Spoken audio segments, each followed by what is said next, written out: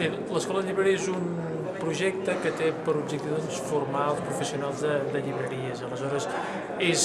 acadèmicament és un curs d'extensió, són cursos d'extensió universitària, que és formació continuada que reben els titulats i no titulats al llarg de la vida. I aleshores la nostra idea és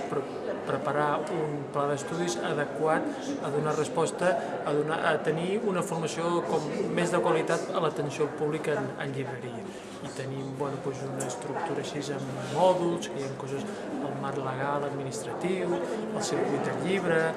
aspectes tecnològics, el llibre digital, atenció al públic i màrqueting, una sèrie de matèries que donarien aquests coneixements bàsics que permeten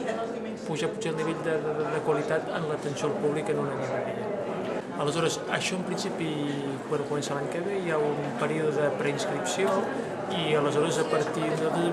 la nostra predisposició són uns 25 o 30 alumnes i diguéssim s'ha de fer una preinscripció i a partir d'aquesta preinscripció, d'acord amb el gremi de llibreters, es començaria el primer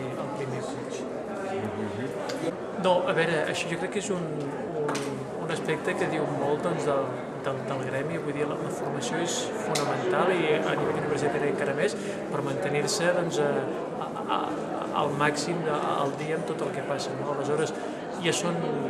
no és la primera vegada pel que sé, sinó que abans ja hi havia hagut algunes iniciatives del gremi, de cursos i tal, el que passa que aquí el que tractem que sigui una cosa més consolidada i que tingui una continuïtat i diversitat, una continuïtat al llarg del temps i també una diversitat, perquè hi haurà aquests primers cursos de